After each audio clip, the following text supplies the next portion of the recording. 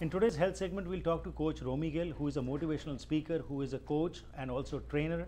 He's going to talk to us about nutrition. In our previous episode, we had talked about the importance of nutrition. What kind of things should we eat to keep ourselves healthy?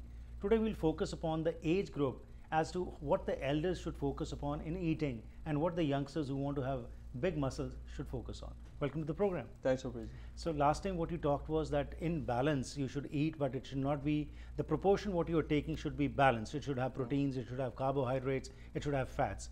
And you were talking about healthy fats. So fats are also healthy, and when you are buying something, tell us a little bit about that, because many a times we hear about saturated fats, trans-saturated fats and all that. So what should be kept in mind when you are buying something? You should always look at the label. Mostly labels cover pretty much everything, real information, what kind of proteins and fats. Let's say if you get a cup this big, this cup's probably like 250 milliliter. Right. But look at the label, it'll say per 120.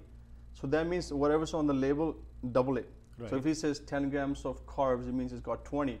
So keep that in mind to read it carefully. That is true for any food item you buy. Everything has a nutritional label. So look at very least amount of saturated fat. Unsaturated fats are good for you, and under carbohydrates, most foods are broken down into sugars and fibers.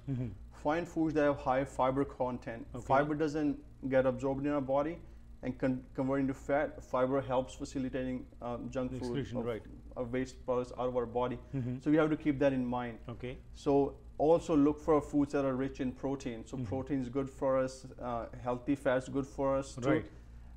Find foods with less amount of fat in unsaturated fat and carbs, that is sugar form.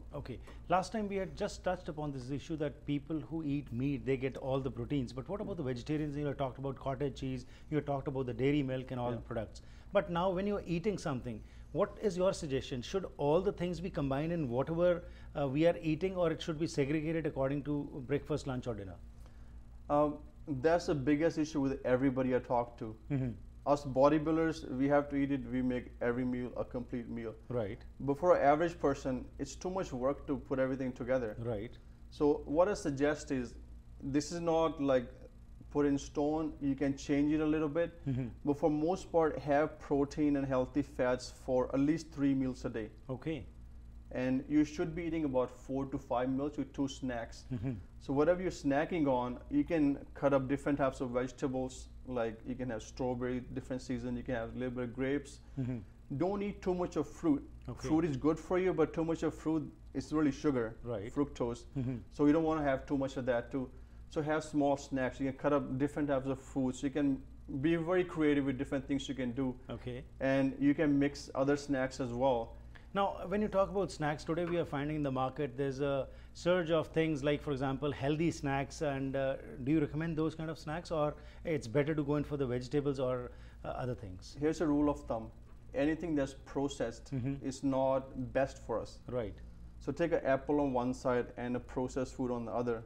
I would rather eat apple even though it has more calories than processed food. Processed food dissolves in our body faster. When we eat like raw food, our body has to break it down, convert it into nutrients we need. So it has to do work to break it down to something we need. So go for raw options rather than processed foods. So if we can just briefly touch up on the major issue of what the elders should focus upon and what the teenagers who are wanting to build muscles. So older people should focus on more proteins and healthy fats, because as we grow older, our muscles, our body cells break down more and they don't repair and regenerate. As we're younger, cells regenerate on a regular basis properly. So for older people, healthy fats are must. Protein is good too.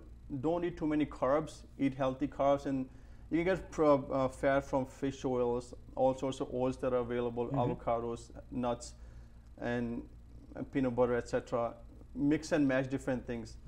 And for people who are middle-aged to, let's say, 30 to 50 years old, they can have a little bit of carbs as well. And so they need to have balance. So more protein, healthy fats is good for everybody. Because fat gives you energy. It's needed for testosterone in men. Women too, gives you energy. So 1 gram of fat has 9 calories.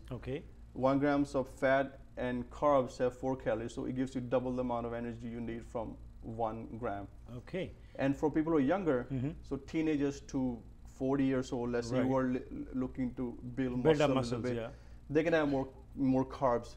Don't eat all the carbs at once. Spread it over your 4 to 5 to 6 meals. Okay. If you're training for muscle, you have to eat 5 meals. No excuse. Put in work. You're gonna look good. People will appreciate you.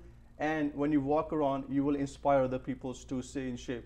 So your body is an indication, and it gives a kind of indication to others that yes, I am eating healthy. You also should become healthy, health conscious, and eat healthy food. It makes you feel guilty. Absolutely. So you have to justify that you're doing something to take care of your health, which is great. In our next episode, we would like to talk about supplements, because today the market has been flooded with supplements. What are the advantages or disadvantages? Thank you very much for your time. Thank you.